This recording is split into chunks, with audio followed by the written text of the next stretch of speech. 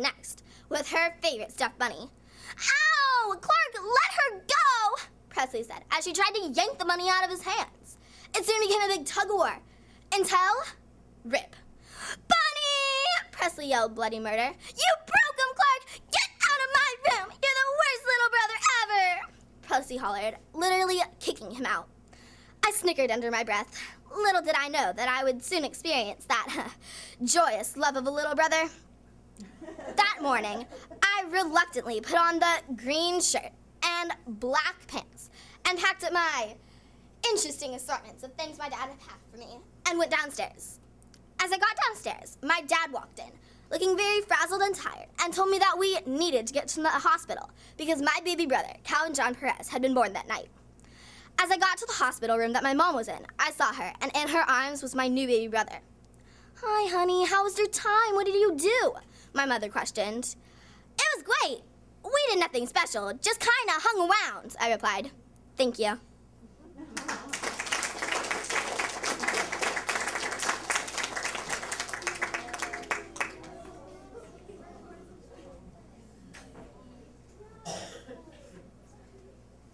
Hi guys, I'm Joey and I'm going to tell you about the time I went to my cousin's house in Wisconsin. When we got there, it was snowing hard and I really wanted to go outside and play. But my mom said, go outside after dinner. So we went downstairs to play tag. I was at first and right off the bat I got Jack, the oldest cousin. When I got Jack, I sprinted down the hallway and tripped over a pool stick.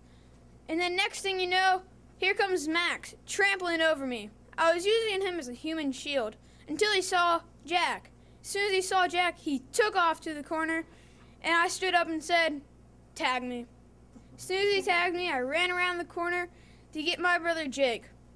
As soon as I heard his voice, I stopped in a dime, turned, and dove. But it was time for dinner before I got him, so I lost. For dinner, we had turkey and green beans. All I had was turkey, because I don't like green beans. Jack and Max showed us around outside, and we had a huge snowball fight. I was running over a small hill to hide. When I got to the top, I realized it wasn't a hill and fell straight through the bush. Whenever I heard somebody in the corner or kind of near me, I would throw a snowball through the bush and try and hit him. But I probably never did hit him. They all joined forces, and somehow, when they walked over, the bush stayed up. I had a great idea to hit him in the foot, and then when they looked down, hit him in the back of the head. But it didn't happen. When I hit Max in the bottom of the foot, he looked down exactly where I was, and luckily I had to get a better spot to hit him in the back of the head, but I didn't. Somehow, Jake, my brother, still turned on him. I'm not sure why, but after that, they went inside, and I went in after them. They asked, "Where were you?" I said, "I was under you guys." Max asked, "How are you under us?" "I was in the bush." And so I showed him to the fort in the bush and told him to jump. They fell straight through just like I did. I told him I was coming, and so I jumped. Fell straight through like them and like the first time. And then, except this time when I got to the bottom, I was nailed in the head with a snowball. "That's what you get," said Jack. "I didn't even hit you. I hit Max," I said. "Nope, that was me." Well, I thought I hit Max, but obviously not. And so Max said, "I've never been down here before. How did you find it?" "I was running over here, and I fell straight through." And so, "You were the manager." I didn't want to be the manager of the fort, so I told him that. And so Max was the manager, which was good and bad. Jack really wanted to be a manager, but he will live. After that, I was the repairman, and I didn't have much to do. So I was also the designer. So I built a chimney by stacking up branches in a square and making it go up, up, and through the top of the bush. I told him I was done, and I was working on a kitchen, but I didn't really know what to do with the kitchen.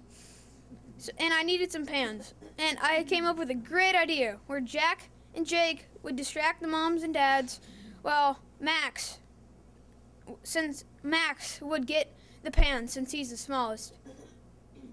As soon as they came back 15 minutes later, and I have built a few shelves, got some string, which I don't know why I got it, and got some snacks. When I came back, they finally got back, and they had only one pan, which was good and bad, because I didn't know where to put the other pan. So I put the pan over in the corner and said I was working on the refrigerator, and I needed some more snow. So I went up and got some snow and threw it down. And then when I came down, I couldn't find Jake. And I asked, "Where's Jake?"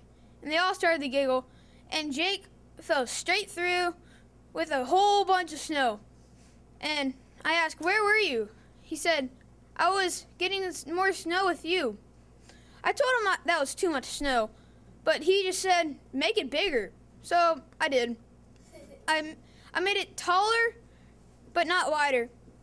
And it looked better on the inside than on the outside.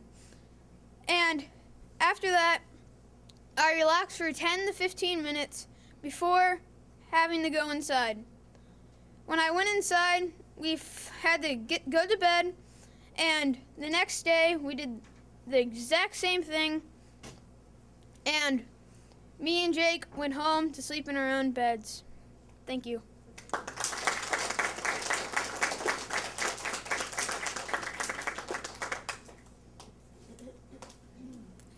Thank you all so very much for coming and watching our 6th graders perform their storytelling pieces. I hope that you enjoyed it as much as they did. Thank you.